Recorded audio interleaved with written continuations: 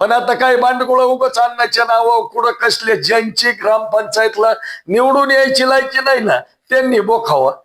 सुरेश अण्णा बोलावं, कोणी दोंडे साहेबनी बोलावं, दरेकर नानांनी बोलावं, बाळू काकांनी बोलावं, ते त्यांच्या रेस मधले आहेत ना. महबूबाई शेखनी बोलावं का कसल्या कुत्र्या कात्र्यांनी बोलावं का? त्यांच्या ग्रामपंचायतलाच लायक्या नाही त्यांना, ते बोलत आहेत. तर त्यांना माझी विनंती, सुरेश अण्णापर्यंत जाऊस तो रे ना, तुम्ही आमच्या मनगटाला मनगट द्या आधी आणि नंतर पुढे सुरेश अण्णा. काय सांगणार? मी शेख अन्सार हिदायत, मुक्काम पोस्ट किरूर, तालुका आष्टी, जिल्हा बीड. माझ्या मुलीला थायरॉइड या आजाराचा त्रास होता. आम्ही वेळोवेळीच्या जो 2-3 वर्ष झाले उपचार चालू होता, पण त्या उपचारात त्या गोळ्यांनी काहीच फरक झाला नाही. तर मग अण्णांनी जो महाआरोग्य शिबिर ठेवलं होतं त्या शिबिरात आम्ही त्याचं चेकअप केलं. चेकअप केल्यानंतर आम्हाला साईदीप हॉस्पिटलची चिठ्ठी दिली. चिठ्ठी दिल्यानंतर आम्ही त्या ठिकाणी त्यांनी सगळं चेक केलं. चेक केल्यानंतर मग त्या ठिकाणी त्यांनी मला विशेष एक तारखेला या तुम्ही, म्हणजे तारीख ठरवून त्या तारखेला तुमचं ऑपरेशन करू. मग आम्ही त्या ठिकाणी गेलो. त्या ठिकाणी गेल्यानंतर थोडी अडचण आल्यानंतर मग मी गणेश नानाला फोन केला की नाना अशी अडचण आहे. नानाने मग तिथं सासाने मॅडम म्हणून येत त्यांच्याशी संपर्क करा म्हणले, ते तुमचं कंबारी लावतील. मग आम्ही ते सासाने मॅडमला भेटलो आणि सासाने मॅडमनी आमची जे काही समस्या होती त्यांनी पूर्ण मार्गी लावली. आणि आता माझ्या मुलीचं ऑपरेशन होऊन आम्ही 2 दिवस झाले घरी आलो आहेत. मी प्रथमतः सुरेश अण्णांचा आभार मानेन की ज्या वेळेस आपल्या मतदारसंघात म्हणा, तालुक्यात म्हणा, गावात म्हणा, प्रत्येकाच्या घरात म्हणा, ज्यावेळेस काही अडचणीची घटना होईल त्यावेळेस निश्चित अण्णा त्या ठिकाणी देवदूत म्हणून त्या कुटुंबाशी, त्या गावाशी, त्या मतदारसंघाशी खंबीरपणे पाठीमागे उभा राहतात आणि ती जी आलेली अडचणी निश्चित ते चांगल्या पद्धतीने दूर करतात. कारण मी अशा अनेक गोष्टी त्याच्या अनुभवलेल्या आहेत. 2002ला जो दुष्काळ पडला होता, भयान दुष्काळ होता, त्यावेळेस अण्णांनी 50,000 जनावर आपली वाचवली आणि ते जनावर वाचवले म्हणून आपल्याकडे आज जो दूध धंदा जोमात चालू आहे ती फक्त अण्णाचीच पुण्य आहे असं म्हणावं लागेल. कारण त्यावेळेस जर अण्णांनी गाय वाचवल्या नसल्या तर आपल्या तालुक्यामध्ये दूध धंदा बिलकुल राहिला नसता. कारण की आज जर गाय घ्यायची म्हणलं तर 20 लिटरची गाय घ्यायची म्हणलं तर त्या गायला 1,20,000 रुपये लागतात. सर्वसामान्य गोरगरीब इतक्या गाया किंवा इतकी महाग गाय घेऊ शकत नाही. ही फक्त अण्णांची पुण्य आहे.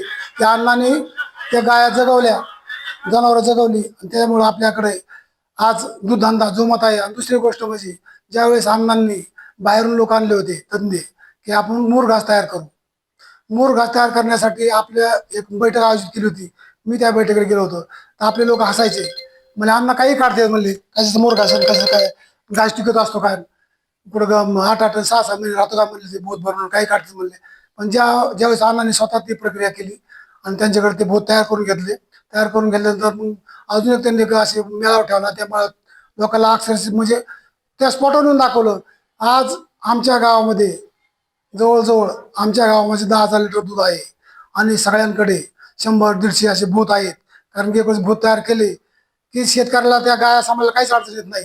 2 दिवस खायला टाकलं, मुक्त गोटे केले, फक्त खायला टाकायचं आणि संध्याकाळी सकाळी दूध काढायचं, शेण काढायचं. ओपन शेण असल्यामुळे शेण काढायची काही झंझट नाही, पाणी पाजायला हौदा केले आहेत.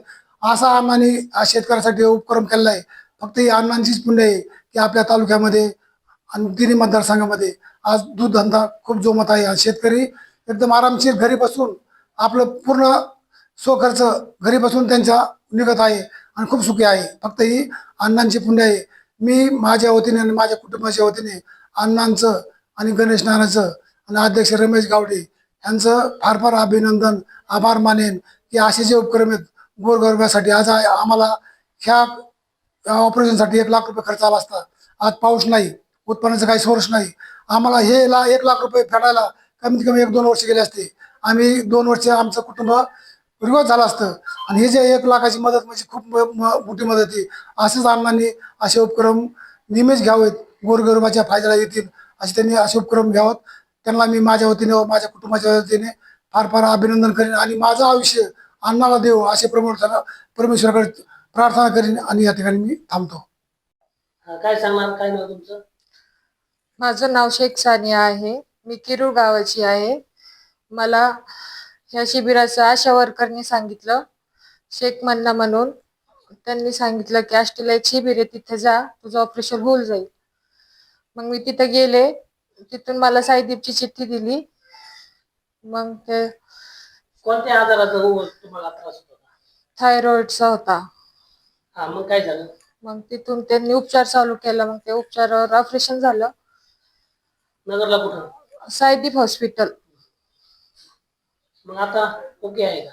हा, आताच ओके. समजा जर हाच उपचार जर आपण खाजगी हॉस्पिटलमध्ये केला असता तर अंदाजे किती खर्च आला असता? 1,00,000च्या पुढे आला असता. याबद्दल अण्णाविषयी काय सांगणार? अण्णाचं कसं आभार मानणार? अण्णाचं खूप खूप आभार आहे.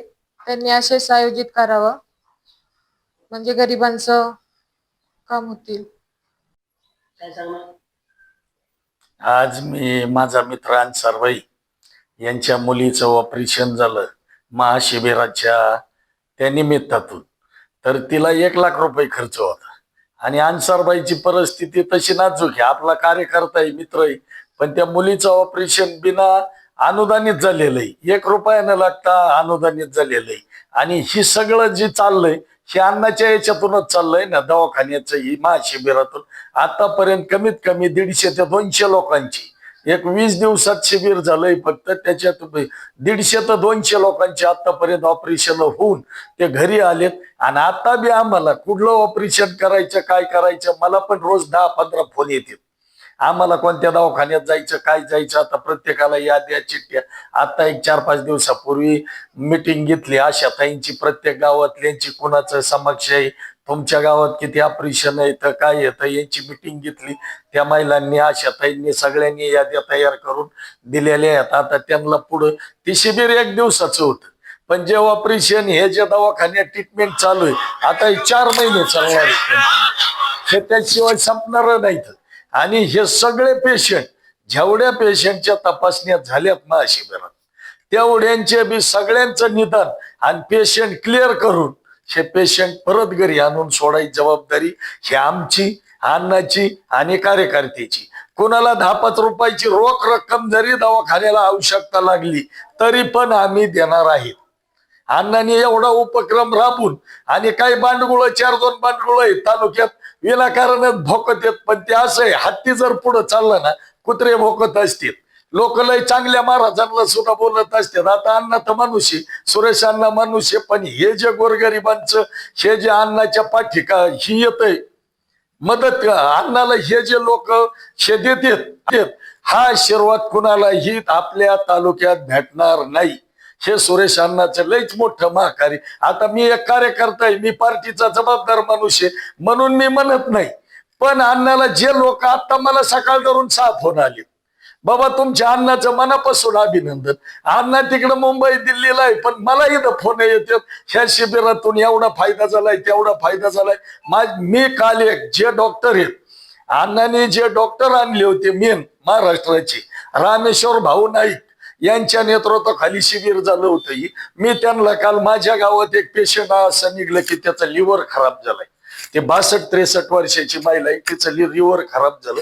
मी ते डायरेक्ट त्या डॉक्टरला फोन केला, म्हणलं सर असा असा प्रॉब्लेम झालाय माझ्या गावात, हे असं पेशंट आहे. ते म्हणले मला तिचे कागद बिगद थोडीशी माहिती द्या, मला तिचा रिपोर्ट द्या. हे शिबिर झाल्याच्या नंतर त्या महिलाचं निधन झालं. त्या पेशंटला 28 लाख रुपये खर्च येतील आणि त्यांना अर्धा गुंठा सुद्धा जमीन नाही. ते एकदम आपले कुटुंब, आपलं नाजूक कुटुंब आहे. 28 लाख रुपये खर्च करायची त्यांची कॅपॅसिटी नाही. तरी बी ते रामेश्वर भाऊ नाईक यांनी मला सांगितलं की मला त्यांचे कागदपत्र पाठवा आणि आपण लवकरात लवकर त्यांचा कसा मार्ग निघत हे सांगितलंय. पण आता काय बांडगुळ उगाच अण्णाच्या नावावर कुठं कसले, ज्यांची ग्रामपंचायतला निवडून यायची लायकी नाही ना त्यांनी बोखावा. सुरेश अण्णा बोलावं, कोणी दोंडे साहेबनी बोलावं, दरेकर नानांनी बोलावं, बाळू काकांनी बोलावं, ते त्यांच्या रेस मधले आहेत ना, महबूबाई शेखनी बोलावं का, कसल्या कुत्र्या कात्र्यांनी बोलावं का? त्यांच्या ग्रामपंचायतलाच लायक्या नाही त्यांना, ते बोलत आहेत. तर त्यांना माझी विनंती, सुरेश अण्णापर्यंत जाऊस तोर आहे ना, तुम्ही आमच्या मनगटाला मनगट द्या आधी आणि नंतर पुढे सुरेश अण्णाकडे जा. आणि तुमचं काय आहे साऱ्या तालुक्याला माहिती आहे ना तुमचं. तुम्ही कशासाठी कागद देतात, कशासाठी काय, तुमचे हप्ते, तुम्हाला हप्ते नाही भेटले की तुम्ही करता ना. सुरेश अण्णांनी 1100 कोटी 1100 तलाव मंजूर करून आणली. तुम्ही 1200 आणा ना तुम्ही, त्याच्यात दम आहे म्हणून आणले ना त्यांनी 1100 तलाव मंजूर करून. त्या लोकांना फायदा नाही का त्याचा? ते पैसे सूर्यधनच्या कशात चाललेत का ते? प्रत्येक गावात कुठं पाणी साचन उद्या, कुठं शेतीला 2 एकर त्याच्यापासून जास्त बागायती होईल, हे अडथळा घालणारे लोक आहेत. आणि हे लोक जिथले तिथं ठेसले पाहिजे, हे असे फुकणार नाही. आता माझा एक सल्ला आहे तुमच्या मीडियातून, ह्यांना समज द्या. उलट कोणीतरी चांगल्या माणसांनी समज द्या, नाही तर यांचं अजून भविष्य अवघड होणार आहे. यांचं हे कशासाठी करतात, काय करते? सूर्यदासला पैशाची गरज आहे का? सूर्यदासला कशाची? अरे एवढं करणार कशाच? कशातून करते ते? 1-1.5 लाख मतदान कशाचं होतंय? तो चोर आहे, तो सगळी दुनिया करतोय म्हणून लोक मतदान देतात का? एवढे लोक, तुमच्या सगळ्याला मतदान तेवढं नाही पडलं, एकट्याला मतदान तेवढं पडलंय. चोर आहे म्हणून पडलाय का?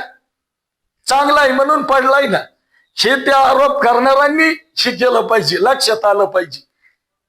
आणि तुम्ही एकदा आहे ना, जे आरोप करतात ना, त्यांनी एकदा त्यांच्या गावात ग्रामपंचायतला निवडून या आणि मग सूर्यदासवर इथून पुढे आरोप करा. नाही तुम्हाला जशाच तसं उत्तर आता इथून पुढे आम्ही भेटणार. तुम्ही ज्यांनी मानतात त्यांनी उत्तर भेटणार. बोलतो मी, त्या समज देणाऱ्यांना याच्यातून त्यांनी कळून घ्यावं.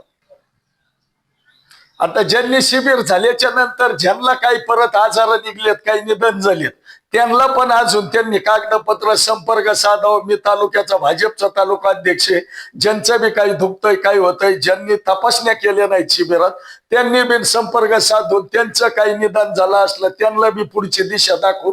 कारण अन्नाच्या माध्यमातून मुख्यमंत्री सहाय्य निधीतून हे सगळं होतंय. फक्त झटणारा माणूस पाहिजे त्याला. अजून कुणाचं काही प्रॉब्लेम असेल, कुणाचं काही दुखत असेल, त्यांनी आमच्या बरोबर संपर्क साधावा. त्यांना विना अनुदानाचं दवाखान्यातून क्लिअर करून घरी सोडलं जाईल, एवढी मी हात जोडून विनंती करतोय.